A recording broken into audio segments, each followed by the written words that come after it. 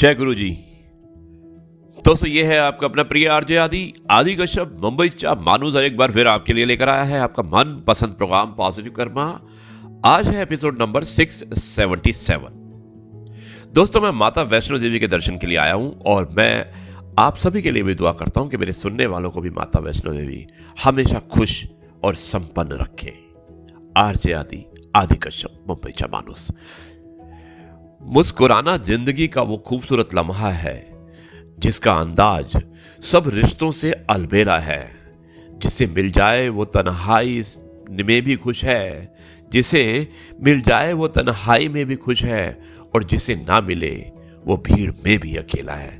इसलिए दोस्तों हमेशा मुस्कुराते रहना चाहिए अगर आपको अपनी जिंदगी को खूबसूरत बना के रखना है। जिंदगी में कभी भी ये सोचते मत बैठो कि कौन कब कैसे कहां बदल गया। सिर्फ इतना देखो वो तुम्हें क्या सिखा कर गया है। बहुत ही पते की बात लिखी थी दोस्तों आरजे आदि कश्यप मुंबईचा माणूस। आरजे आदि विशेष कुछ अलग हो जाए, इसमें एक कहानी सुनाने वाला हूं। कहानी को भेजने वाले हैं हमारे बहुत ही अच्छे दोस्त जो हमें निरंतर सुनते भी हैं और कुछ ना कुछ हमेशा हमें भेजते रहते हैं। और इन्होंने इस बार भेजा है इस कहानी को सोफिया बुल्गारिया से।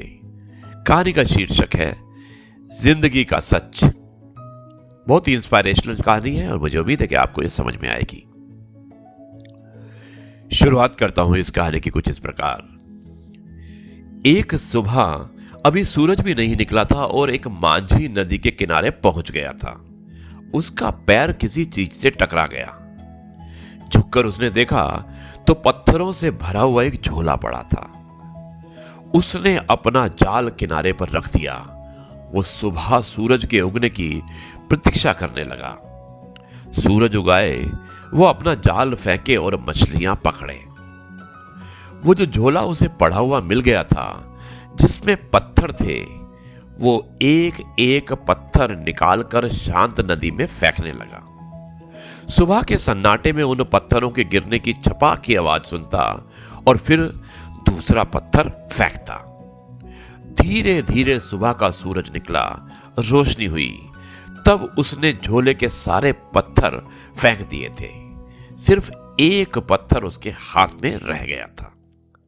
सूरज की रोशनी में देखते ही जैसे उसके हृदय की धड़कन बंद हो गई हो, सांस मानो की रुक गई हो।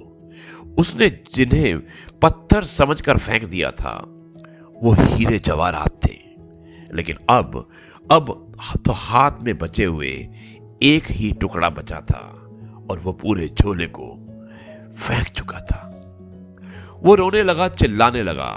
इतनी संपदा उसे मिल गई थी कि उसके जन्मों जन्मों तक काफी थी, लेकिन अंधेरे में अनजान अपरिचित उसने उस सारी संपदा को पत्थर समझकर फेंक दिया था। लेकिन फिर भी वो मछुआ सौभाग्यशाली था क्योंकि अंतिम पत्थर फेंकने के पहले सूरज निकल आया था और उसे दिखाई पड़ गया था और उसके हाथ में हीरा था। दोस्तों साधारणतः सभी लोग इतने भाग्यशाली नहीं होते हैं। जिंदगी बीत जाती है, सूरज नहीं निकलता, सुबह नहीं होती, रोशनी नहीं आती और सारे जीवन के हीरे हम पत्थर समझकर फेंक चुके होते हैं। दोस्तों जीवन एक बड़ी संपदा है, लेकिन आदमी सिवाय उसे फेंकने और गंवाने के कुछ भी नहीं करता। जीवन क्या है ये भी पता नहीं चल पाता और हम उसे फेंक देते हैं। जीवन में क्या छिपा था, कौन सा रहस्य, कौन सा स्वर्ग, कौन सा आनंद, कौन सी मुक्ति, उन सब का उसे कोई भी अनुभव नहीं हो पाता और जीवन हमारे हाथ से रिक्त हो जाता है।